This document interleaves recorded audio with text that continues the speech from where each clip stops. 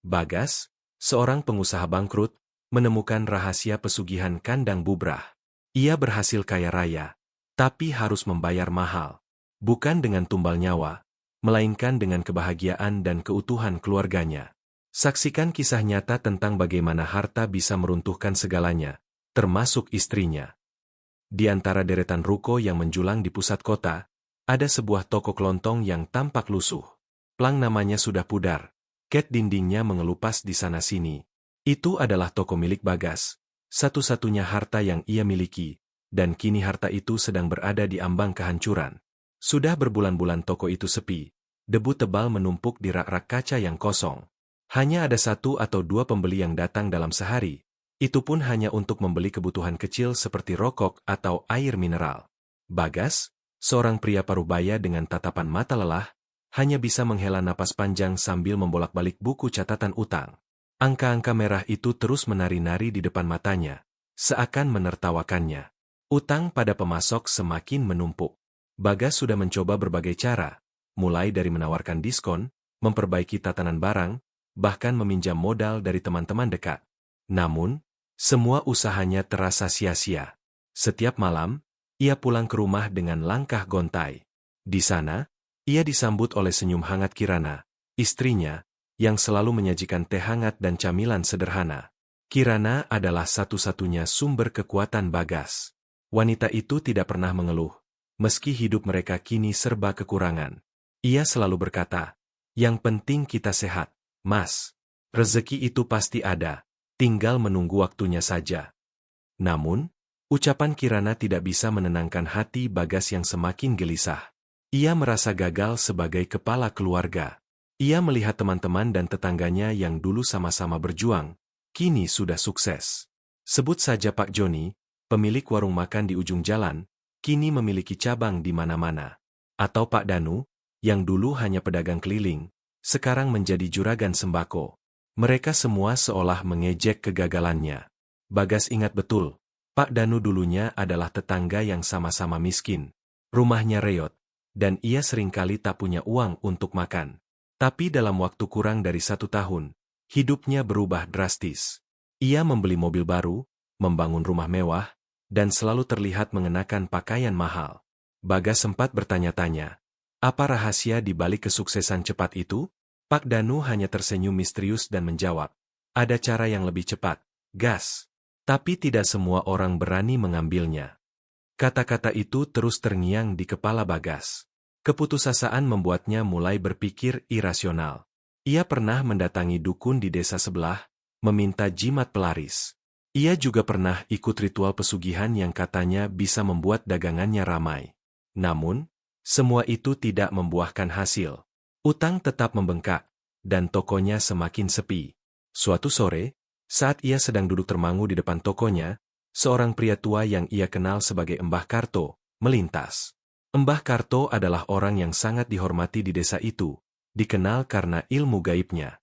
Mbah Karto berhenti, menatap Bagas dengan mata yang dalam. Lelah, Gas? Tanyanya pelan. Bagas mengangguk lesu.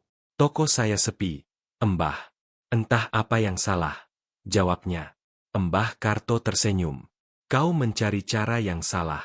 Rezeki itu memang datang dari Tuhan, tapi ada kalanya manusia harus menjemputnya dengan cara yang berbeda, bisiknya.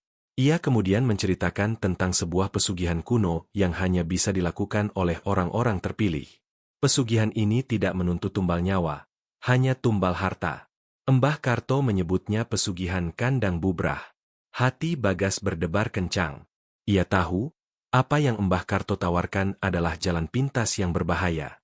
Namun, di tengah keputusasaannya, jalan itu terlihat sangat menggiurkan. Otaknya sudah terlalu lelah untuk berpikir logis. Di matanya, Mbah Karto bukan lagi seorang dukun, melainkan malaikat penolong yang datang di saat yang tepat. Ia tidak peduli dengan konsekuensi di balik semua itu. Yang ia tahu hanyalah ia harus mendapatkan kembali kejayaannya. Apapun caranya. Malam itu, Bagas tidak bisa tidur. Ia terus memikirkan tawaran Mbah Karto. Di sampingnya, Kirana terlelap dengan tenang. Bagas menatap wajah polos istrinya dan berjanji dalam hati, aku akan membuatmu bahagia, Kirana. Aku tidak akan membiarkanmu menderita lagi. Janji itu, yang lahir dari keputusasaan, menjadi awal dari sebuah petaka yang mengerikan. Bagas tidak tahu bahwa kekayaan yang ia impikan akan datang dengan harga yang jauh lebih mahal dari yang bisa ia bayangkan. Bagas bangun pagi dengan tekad yang bulat. Kata-kata Mbah Karto terus berputar di kepalanya. Pagi itu, ia pamit pada Kirana dengan senyum yang tidak biasa. Kirana, yang terbiasa melihat wajah murung suaminya, merasa heran. "Mas Bagas kok hari ini kelihatan semangat sekali?" tanyanya lembut. "Ada sesuatu yang harus kulakukan, Kirana," jawab Bagas sambil mengusap kepala istrinya. "Sesuatu yang akan mengubah segalanya." Kirana tersenyum, tidak tahu bahwa semangat baru suaminya itu berasal dari bibir juru kunci neraka. Bagas tidak bercerita apa-apa tentang Mbah Karto. Ia tahu, Kirana tidak akan setuju. Istrinya adalah wanita yang religius, percaya bahwa rezeki datang dari kerja keras dan doa, bukan dari jalan pintas yang menyesatkan. Namun, hati nurani Bagas sudah buta oleh putus asa dan ambisi. Ia merasa tidak punya pilihan lain. Ia pergi ke toko, tetapi bukan untuk berjualan.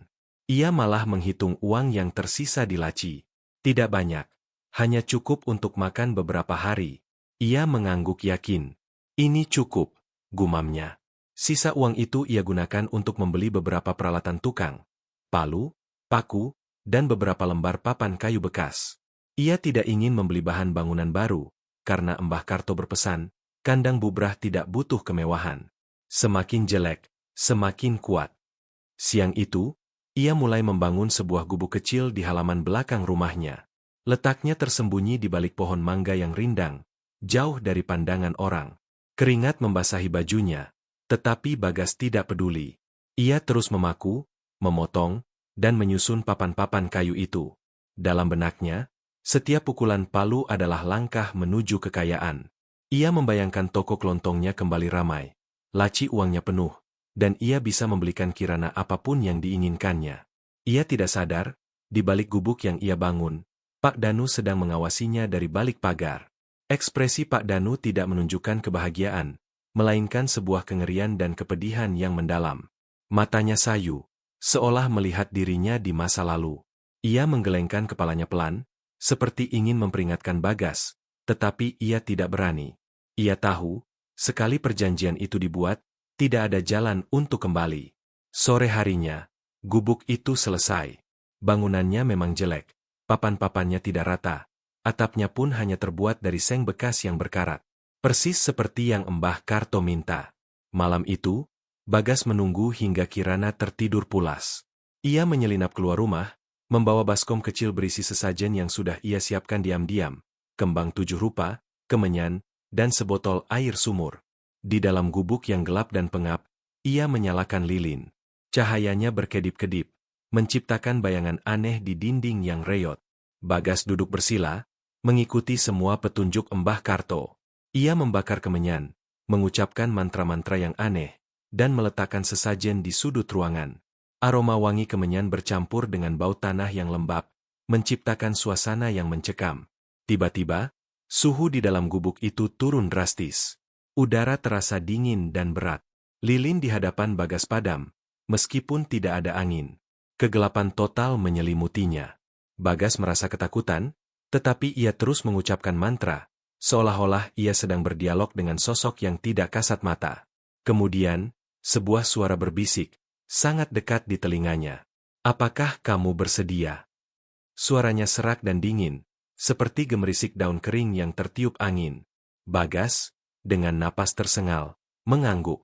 "Ya, aku bersedia. Harga yang harus kamu bayar adalah bubrah. Semakin kamu kaya, semakin bubrah pula hidupmu. Apakah kamu bersedia?" Tanya suara itu lagi, lebih tegas. Bagas tidak mengerti arti bubrah yang dimaksud. Ia mengira itu hanya kerusakan fisik pada gubuk ini. "Ya, aku bersedia," jawab Bagas. Suaranya bergetar. Bisikan itu tertawa, tawa yang kering dan mengerikan. "Baiklah, perjanjian sudah dibuat. Kekayaan akan datang, dan bubrah akan dimulai." Setelah itu, suasana kembali hening. Lilin di hadapan Bagas menyala lagi dengan sendirinya. seolah-olah tidak pernah padam.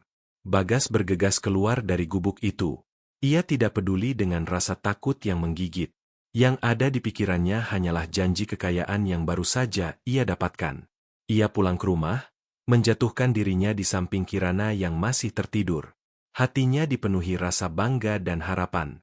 Ia tidak tahu bahwa perjanjian yang ia buat di dalam gubuk gelap itu adalah perjanjian dengan kehancuran yang total. Ia tidak sadar bahwa bisikan itu tidak pernah menagih nyawa, melainkan sesuatu yang jauh lebih berharga dari nyawa itu sendiri, kebahagiaan. Sejak malam ritual itu, hidup Bagas berubah 180 derajat. Keesokan paginya, ketika ia membuka pintu toko, ia terkejut. Ada sebuah truk pengangkut barang yang parkir di depan tokonya. Seorang pria dengan seragam pemasok tersenyum ramah. "Ini pesanan Anda, Pak Bagas," katanya sambil menyodorkan faktur. Bagas bingung. Ia tidak pernah memesan barang sebanyak itu. Ia memeriksa faktur itu dan matanya membelalak.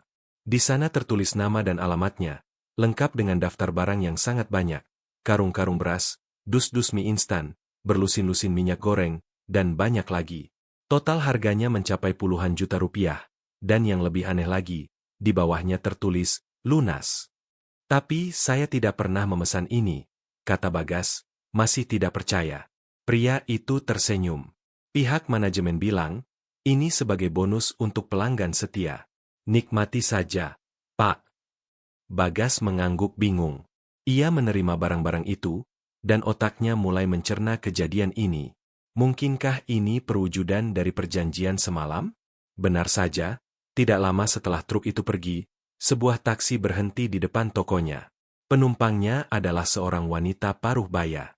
"Permisi, Pak. Saya ingin beli beras 2 karung, dan semua mie instan yang ada di sini," katanya sambil menunjuk ke dalam toko.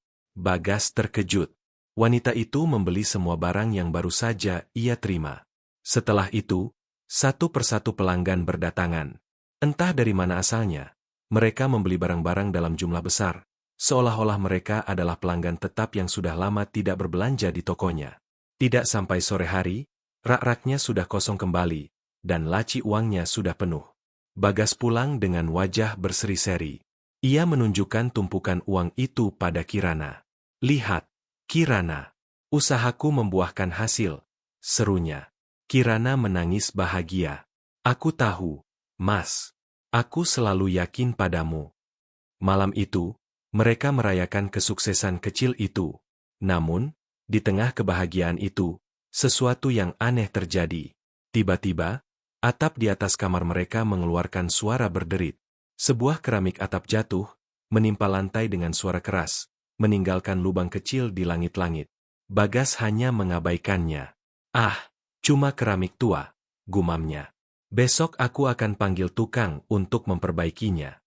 Keesokan harinya, toko Bagas kembali ramai. Kekayaan mengalir deras, dan ia menjadi orang yang paling kaya di desanya. Ia mulai membeli perabotan mewah untuk rumahnya. Bahkan ia membeli mobil baru yang membuat tetangganya iri. Namun, seiring dengan kekayaan yang melimpah, kerusakan-kerusakan aneh di rumahnya semakin sering terjadi. Dinding di ruang tamu tiba-tiba retak, dan kaca jendela tiba-tiba pecah tanpa sebab. Bagas semakin mengabaikannya. Ia menganggap semua itu adalah harga yang wajar untuk kesuksesan yang ia dapatkan. Ia pun mulai berubah. Sikapnya menjadi sombong dan angkuh. Ia merendahkan orang-orang miskin, dan menjauhi teman-teman yang dulu membantunya. Ia juga mulai mengabaikan Kirana. Jika dulu ia selalu menghabiskan malam dengan bercerita dengan istrinya, sekarang ia lebih suka menghabiskan waktu di luar bersama teman-teman barunya yang kaya. Kirana merasa sedih dengan perubahan suaminya. Ia sering mencoba mengajak Bagas untuk kembali beribadah, tetapi Bagas selalu menolak. "Rezeki itu sudah di tangan, Kirana. Tidak perlu susah-susah mencari," katanya dengan nada meremehkan. Di suatu malam, saat Kirana sedang menyapu halaman, ia tidak sengaja melihat gubuk yang dibangun Bagas. Kondisinya sangat mengenaskan. Atapnya sudah runtuh, dan dindingnya miring. Namun, ia merasa aneh. Tidak ada jamur atau lumut di dinding gubuk yang reot itu. Seolah-olah, gubuk itu sengaja dibiarkan rusak, dan bukan karena termakan usia. Perasaan aneh itu menghantuinya. Namun ia berusaha mengusirnya dari pikirannya. Ia tidak tahu bahwa kerusakannya gubuk itu bukanlah karena waktu, melainkan karena sebuah perjanjian, dan kerusakan yang sama perlahan-lahan juga akan menimpa dirinya dan rumah tangganya. Di awal, Bagas menikmati setiap detik dari kesuksesannya. Tokonya kini sudah berganti nama menjadi Bagas Mart, dengan plang baru yang mencolok. Rak-raknya penuh dengan barang dagangan impor, dan ia bahkan mempekerjakan beberapa karyawan. Ia membeli rumah baru yang jauh lebih besar dan mewah. Rumah yang lama ia biarkan kosong. Setiap kali ia kembali ke sana untuk mengambil barang yang tersisa, ia selalu melihat gubuk di belakang rumahnya yang semakin hancur. Atapnya sudah rata dengan tanah, dan dindingnya benar-benar roboh. Bagas tidak peduli. Baginya, itu adalah bukti nyata bahwa perjanjian itu berhasil. Namun, di balik semua kemewahan itu, ada sebuah harga yang harus dibayar. Kirana, yang kini hidup dalam kemewahan, merasa tidak bahagia. Bagas tidak lagi peduli padanya. Ia sering pulang larut malam, terkadang dalam keadaan mabuk, dan tidak pernah lagi mengajak Kirana berbicara. Ia lebih suka menghabiskan waktunya dengan teman-teman barunya yang kaya, yang hanya peduli pada uang. Suatu hari, Kirana menemukan retakan kecil di dinding ruang tamu rumah baru mereka. Retakan itu kecil, tidak terlalu terlihat, tetapi Kirana merasa ada yang aneh. Ia meminta Bagas untuk memperbaikinya, namun Bagas hanya tertawa. "Ah, cuma retak kecil. Biarkan saja, nanti juga hilang," katanya meremehkan. Kirana merasakan ada sesuatu yang salah. Setiap kali Bagas mendapatkan keuntungan besar dari bisnisnya, selalu ada kerusakan baru di rumah mereka. Suatu malam, setelah Bagas baru saja menandatangani kontrak jutaan rupiah, sebuah vas bunga mahal di ruang tamu tiba-tiba terjatuh dari mejanya dan pecah berkeping-keping. Bagas yang melihat itu hanya menghela napas kesal. Ia lalu menyuruh pembantunya untuk membersihkan serpihan vas itu. Kirana mulai merasa takut. Ia teringat akan gubuk di belakang rumah lama mereka. Kerusakan di rumah mereka ini seolah mencerminkan kondisi gubuk itu. Ia bertanya pada Bagas tentang gubuk itu, dan Bagas hanya menjawab, "Itu hanya gubuk tua yang sengaja kubiarkan rusak. Jangan dipikirkan." Namun, Kirana tidak bisa berhenti memikirkannya. Ia mulai melihat keanehan lain. Ia sering mendengar suara-suara aneh di malam hari, seperti bisikan-bisikan yang tak jelas, dan terkadang ia melihat bayangan hitam melintas di sudut ruangan. Kirana mencoba menceritakan semua itu pada Bagas, tetapi Bagas hanya menganggapnya sebagai halusinasi. "Kamu terlalu banyak di rumah, Kirana. Makanya kamu jadi paranoid," kata Bagas dengan nada dingin. "Nikmati saja hidup mewah ini. Aku sudah bekerja keras untuk ini." Kirana merasa sedih. Suaminya sudah bukan Bagas yang dulu. Senyumnya sudah berganti dengan sikap dingin, dan matanya tidak lagi memancarkan kehangatan, melainkan kesombongan. Bagas tidak peduli lagi dengan perasaannya. Ia hanya peduli dengan uang.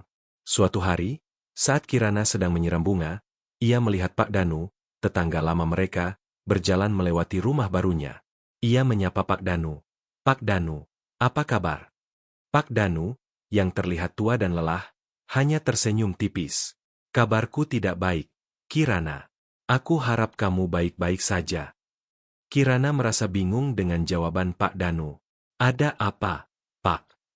Pak Danu menatap mata Kirana dengan tatapan yang menyiratkan kepedihan yang dalam. "Cepat atau lambat, kamu akan tahu apa yang terjadi. Hati-hati, Kirana. Kamu tidak bisa membeli kebahagiaan dengan uang, apalagi kebahagiaan yang berasal dari jalan yang salah." Setelah mengatakan itu, Pak Danu berjalan pergi, meninggalkan Kirana dengan 1000 tanda tanya di kepalanya. Kirana menatap rumah barunya yang megah. Tiba-tiba, rumah itu tidak lagi terasa seperti surga, melainkan sebuah penjara emas. Di dalamnya, ia merasa sendirian. Ia merindukan rumah lama mereka yang sederhana, di mana ia dan Bagas bisa tertawa dan berbagi cerita. Kirana tidak tahu bahwa keretakan yang muncul di dinding rumahnya bukanlah sekadar retakan, melainkan simbol dari keretakan rumah tangga yang dibuat Bagas dengan perjanjiannya. Malam itu, badai besar menerjang kota. Hujan deras turun disertai angin kencang. Bagas, yang baru pulang dari pesta bisnis, masuk ke dalam rumah dan mendapati Kirana sedang menghela napas panjang sambil menatap langit-langit ruang tamu. Ia mendekat, mengikuti tatapan Kirana. "Lihat, Mas," kata Kirana dengan suara bergetar, Atapnya bocor. Bagas mendongak. Benar saja, tetesan air menetes dari retakan di langit-langit, membasahi sofa kulit mahal yang baru saja ia beli. Bagas berdecak kesal. Astaga, rumah ini belum genap setahun, tapi sudah rusak, keluhnya. Ia bukannya khawatir, melainkan marah. Marah karena kemewahan yang ia dapatkan harus ternodai oleh kerusakan. Aku sudah bilang, Mas, kita harus perbaiki, desak Kirana. Sudah, nanti aku suruh tukang langgananku untuk memperbaikinya besok pagi. Jawab Bagas acuh tak acuh. Lagi pula, itu hanya atap bocor. Tidak akan membuat kita miskin. Kirana tidak berani membantah. Ia hanya mengambil ember dan meletakkannya di bawah tetesan air, mencoba mencegah kerusakan lebih lanjut. Namun, ia merasa ada sesuatu yang tidak beres. Kerusakan itu terasa aneh, seolah-olah ia tidak terjadi secara alami. Setiap kali Bagas mendapatkan uang, kerusakan baru akan muncul. Dan semakin besar keuntungan yang ia dapatkan, semakin parah pula kerusakan itu. Keesokan harinya, Bagas menelepon tukang langganannya dan menyuruh mereka untuk segera datang. Mereka memperbaiki atap yang bocor dan menambal retakan di dinding. Bagas merasa tenang. Ia berpikir masalahnya sudah selesai. Namun, sore harinya, saat ia baru saja menandatangani kontrak besar dengan seorang pengusaha, ia mendapat telepon dari tukangnya. "Pak Bagas, ada masalah," kata si tukang dengan nada cemas. "Dinding yang kemarin kami perbaiki, retakannya membesar. Bahkan di bagian lain, retakan baru muncul." Bagas menghela napas panjang. "Ya sudah, besok kalian datang lagi dan perbaiki." Malam itu, Bagas dan Kirana tidur di kamar yang berbeda, karena langit-langit di kamar utama mereka juga bocor dan mengeluarkan tetesan air. Bagas tidak peduli, ia tidur dengan pulas, tidak menyadari bahwa di luar, halaman rumahnya yang indah, tiba-tiba salah satu pohon mangga yang sudah berumur puluhan tahun, tumbang tanpa sebab. Pohon itu tidak busuk, tidak dimakan rayap, tetapi tumbang begitu saja, meninggalkan lubang besar di halaman. Kirana yang terbangun karena suara gemuruh, berlari ke jendela dan melihat kejadian itu. Ia berteriak, memanggil Bagas, tetapi Bagas tidak mendengarnya. Ia kembali ke kamarnya, matanya penuh air mata. Perasaannya tidak enak. Ia merasa bahwa semua kerusakan ini bukanlah sebuah kebetulan, melainkan sebuah pertanda. Dan pertanda itu, ia sadar, berhubungan dengan kekayaan yang didapatkan suaminya. Ia teringat cerita-cerita orang tua tentang pesugihan dan tumbal. Ia mulai curiga bahwa suaminya, tanpa sadar, telah terjerumus ke dalam sesuatu yang mengerikan. Ia mencoba mencari cara untuk membuktikan kecurigaannya.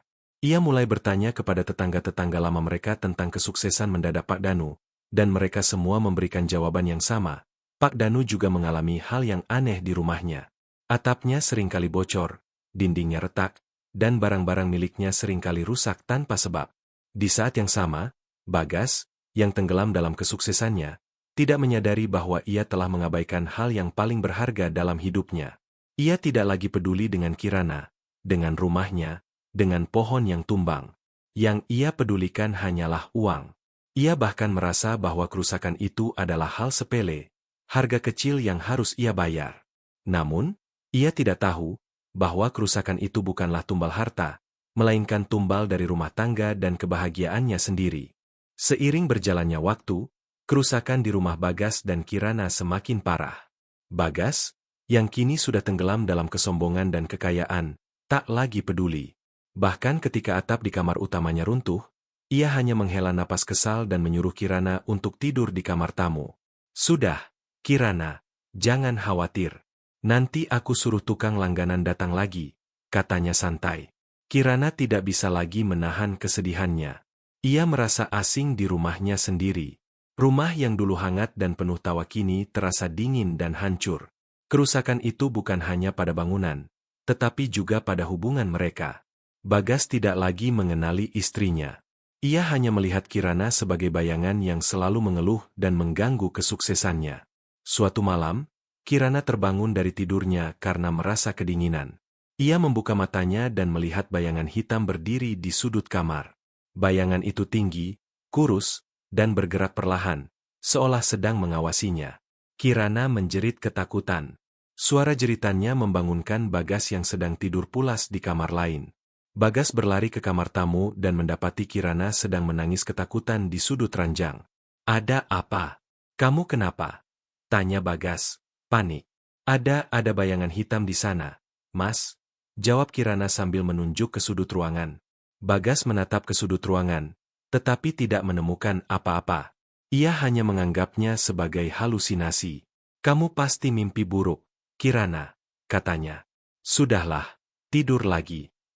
Namun, Kirana tahu itu bukan mimpi. Kejadian serupa terus berulang. Ia sering mendengar bisikan-bisikan aneh saat ia sedang sendirian di rumah. Bisikan itu memanggil namanya, dan terkadang terdengar seperti tawa yang mengerikan. Setiap kali ia mendengar suara itu, salah satu perabotan di rumah akan rusak. Sebuah vas bunga mahal tiba-tiba jatuh dari meja, cermin di kamar mandi tiba-tiba pecah, dan lampu gantung di ruang makan tiba-tiba padam. Kirana menyadari bahwa semua kerusakan itu bukanlah kebetulan. Ada sesuatu yang salah. Ia mencoba memberitahu Bagas, tetapi Bagas tidak mau mendengarkan. Ia menyalahkan Kirana yang terlalu banyak di rumah dan menyuruhnya untuk mencari kegiatan di luar. "Kamu terlalu memikirkan hal yang tidak-tidak," kata Bagas dengan nada dingin. "Nikmati saja hidup ini. Aku sudah bekerja keras untuk membuatmu bahagia." "Aku tidak bahagia, Mas," jawab Kirana. Suaranya bergetar. "Aku merindukan Bagas yang dulu, yang sederhana, yang selalu tertawa, dan yang tidak pernah takut untuk hidup susah bersamaku." Bagas terdiam. Kata-kata Kirana menusuk hatinya, tetapi ia tidak mau mengakuinya. Ia merasa bahwa semua ini adalah konsekuensi dari perjuangannya. Ia yakin, semua yang terjadi adalah harga yang harus ia bayar. Bagas tidak menyadari bahwa ia bukan membayar dengan uang, melainkan dengan kebahagiaan istrinya. Di tengah semua kegelapan itu, Kirana teringat akan ucapan Pak Danu. Ia memutuskan untuk mencari tahu lebih dalam tentang rahasia di balik kesuksesan Pak Danu. Ia pergi ke rumah Pak Danu, yang kini sudah terlihat tua dan lelah. "Pak Danu, apa yang terjadi?" tanya Kirana. Pak Danu menghela napas panjang. "Aku tahu apa yang sedang kamu rasakan, Kirana," katanya dengan suara pelan. "Suamimu, dia sudah melakukan perjanjian. Perjanjian yang sama denganku. Perjanjian itu tidak menagih nyawa, melainkan menagih kebahagiaan. Dan jika kalian tidak segera menghentikannya, maka kalian akan kehilangan segalanya." Kirana terdiam. Ia tidak bisa lagi menahan air matanya. Ia menyadari bahwa kerusakan yang terjadi di rumahnya bukanlah sebuah kebetulan, melainkan sebuah tumbal. Tumbal itu adalah kebahagiaan, dan ia adalah orang yang harus menanggung penderitaannya. Suatu sore, saat Bagas sedang menikmati makan malam di sebuah restoran mewah, ponselnya berdering. Nama, Kirana, muncul di layarnya. Bagas menghela napas malas. Ia sudah tahu apa yang akan Kirana katakan, keluhan tentang kerusakan di rumah. Namun, kali ini, suara Kirana terdengar berbeda, penuh kepanikan dan tangisan. Mas, cepat pulang," isak Kirana di ujung telepon. Aku tidak kuat." Bagas terkejut. Ia bisa mendengar suara Kirana yang tersengal-sengal, seolah ia sedang menahan rasa sakit. Bagas panik, ia meninggalkan makanannya begitu saja dan bergegas menuju rumah. Di dalam taksi, pikirannya dipenuhi dengan berbagai skenario buruk. Apakah Kirana terjatuh? Atau ada perampok yang masuk ke rumah? Saat ia sampai di rumah, ia melihat beberapa tetangga sudah berkumpul di depan pintu. Salah satu dari mereka, seorang dokter, keluar dari rumah dengan wajah serius. "Istrimu dia sakit," katanya pelan. Bagas masuk ke dalam rumah dan mendapati Kirana terbaring tak berdaya di sofa. Wajahnya pucat, tubuhnya sangat kurus, dan ia menggigil. Bagas mendekat dan menggenggam tangan Kirana. Tangan istrinya sangat dingin. "Mas, aku takut," bisik Kirana. Suaranya hampir tidak terdengar. "Sakit apa, Kirana? Kita ke rumah sakit sekarang," kata Bagas. "Tidak ada yang bisa menolongnya di rumah sakit," kata dokter. "Penyakitnya tidak bisa dijelaskan secara medis." Bagas menggendong Kirana dan membawanya ke dukun yang pernah ia datangi, Mbah Karto. Mbah Karto menatap Bagas dengan tatapan yang dalam, seolah ia sudah tahu apa yang akan terjadi. Ia mengambil tangan Kirana dan mulai merapalkan mantra. Setelah beberapa menit, ia menghela napas panjang. Apa yang terjadi, Mbah? Tanya Bagas. Mbah Karto menatap Bagas dengan tatapan penuh penyesalan.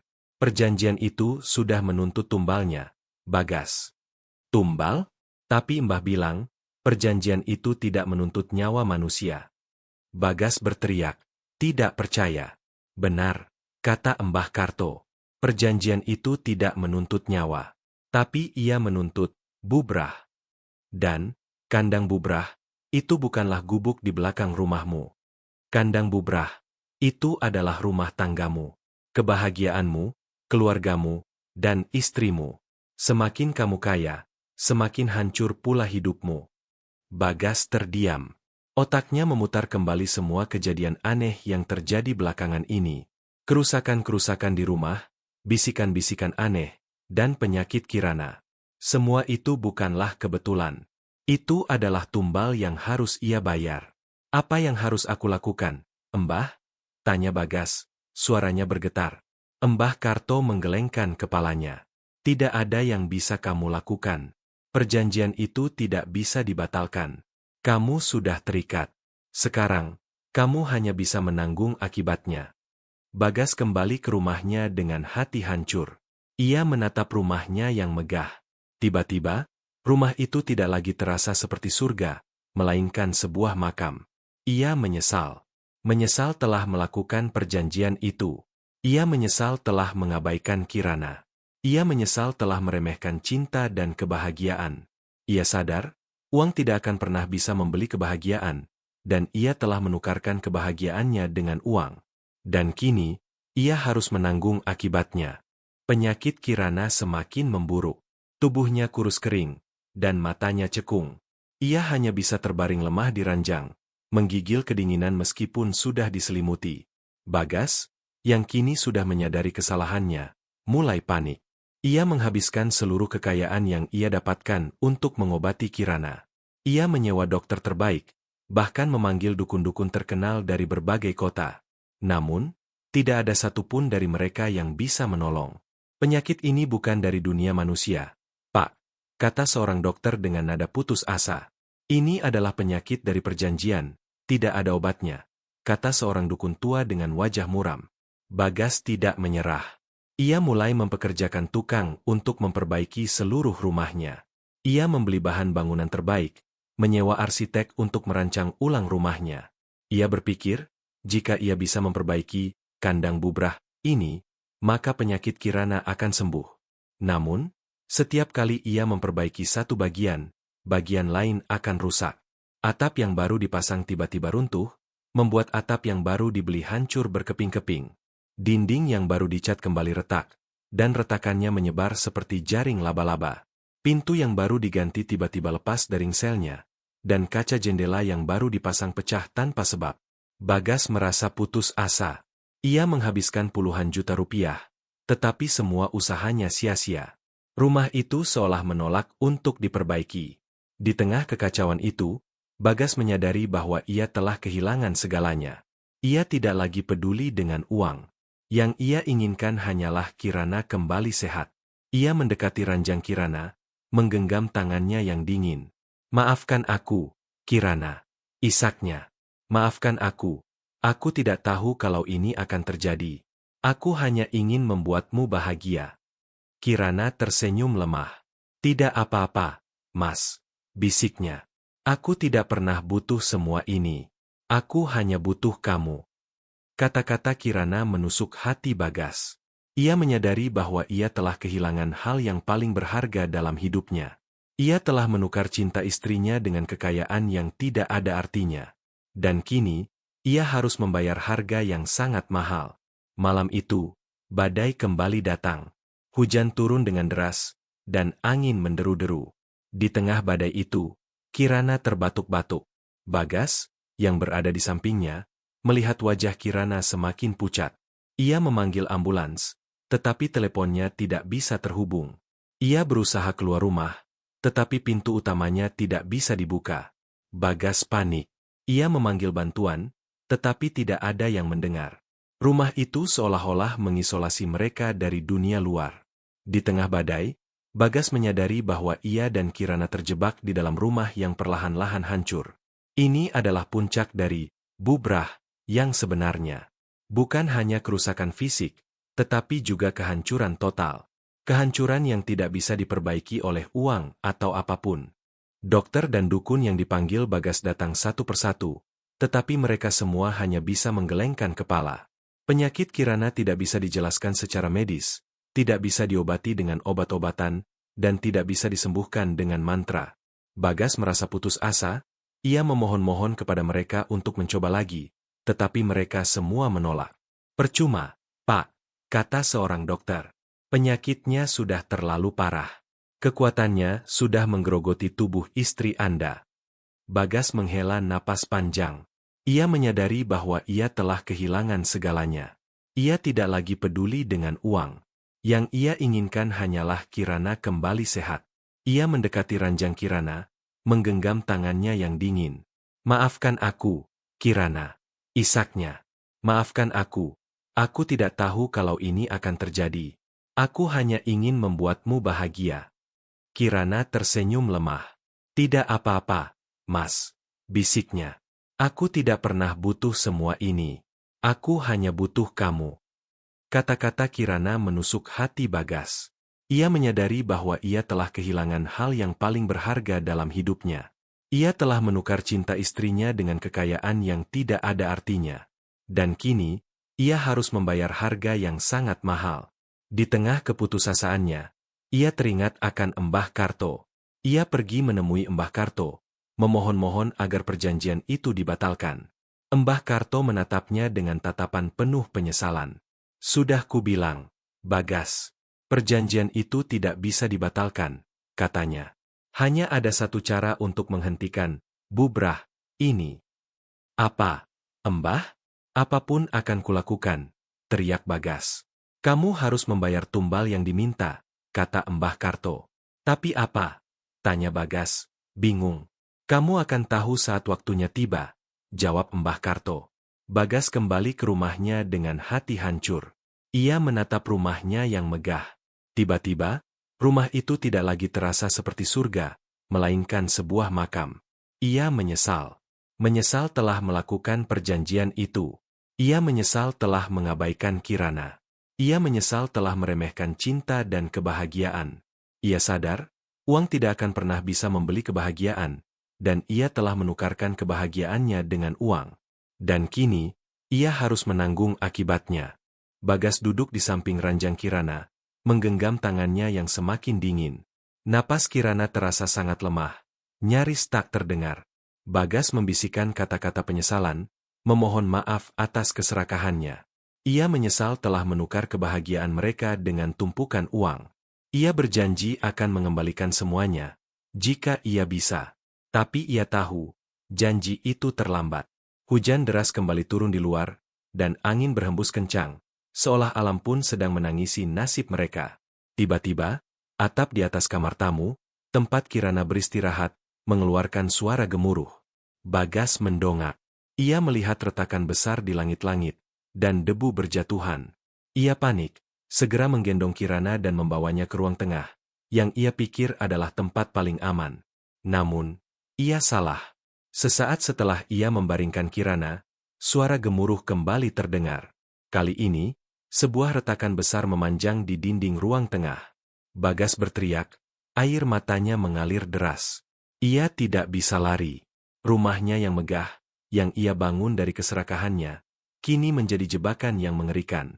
Di tengah kepanikan itu, Kirana membuka matanya. Ia menatap Bagas dengan tatapan yang dipenuhi cinta dan maaf. Sebuah senyum tipis terukir di wajahnya. Mas, aku sudah tidak kuat, bisiknya. Jangan bicara begitu, Kirana. Kamu pasti sembuh, kata Bagas, suaranya bergetar. Aku bahagia, Mas, melihat kamu kembali seperti dulu, bisik Kirana lagi. Bagas yang tidak pernah takut susah, yang selalu mencintaiku apa adanya. Kata-kata itu adalah pukulan terakhir bagi Bagas.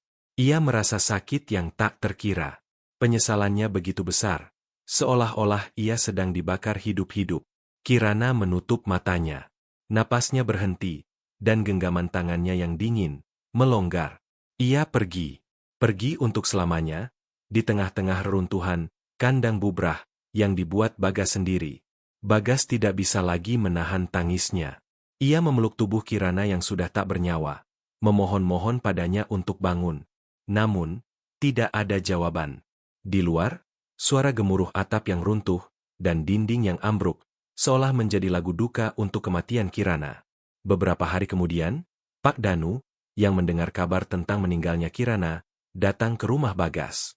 Ia menemukan Bagas duduk di antara puing-puing, menatap kosong ke depan. Wajahnya kurus, matanya cekung, dan rambutnya acak-acakan. Bagas yang sombong dan angkuh, kini hanya tersisa puing-puing manusia yang hancur. "Aku sudah bilang, Bagas," kata Pak Danu dengan suara lirih. "Perjanjian itu akan menagih kebahagiaan.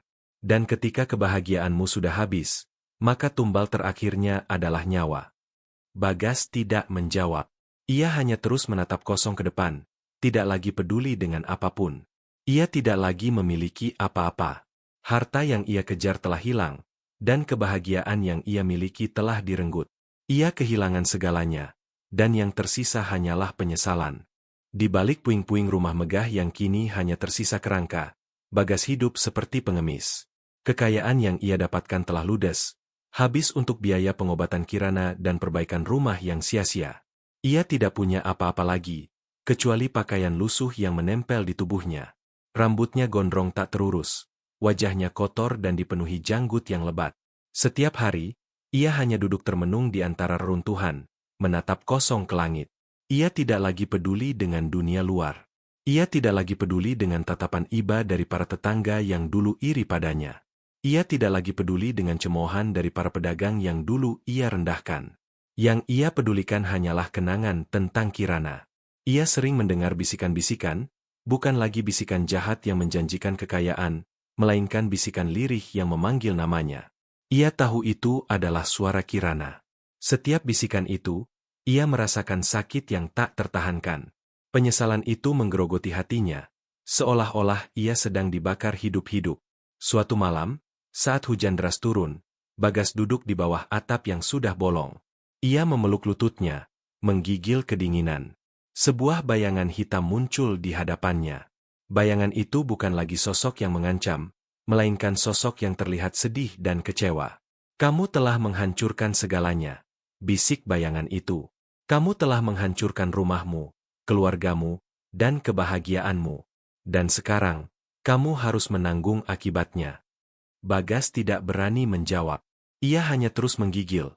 Air matanya bercampur dengan air hujan yang membasahi wajahnya. Ia tahu, bayangan itu adalah sosok yang memberinya kekayaan, dan kini datang untuk menagih janji terakhir. Ia menutup matanya, pasrah. Ia tidak lagi peduli dengan kematian. Yang ia rasakan hanyalah rasa sakit dan penyesalan yang tak tertahankan. Bagas, seorang pria yang dulu sombong dan angkuh, kini hanya tersisa puing-puing manusia yang hancur. Ia kehilangan segalanya, dan yang tersisa hanyalah penyesalan. Kisah Bagas menjadi legenda di desa itu. Cerita tentang seorang pria yang menukar kebahagiaannya dengan kekayaan, dan harus membayar dengan kehancuran total. Rumahnya menjadi monumen dari keserakahan manusia. Sebuah kandang bubrah yang sesungguhnya. Dan di antara reruntuhan itu, sesekali orang-orang masih bisa melihat bayangan seorang pria, duduk termenung, meratapi nasibnya yang hancur. Ia terjebak dalam karma yang ia ciptakan sendiri, selamanya merana di dalam puing-puing penyesalan.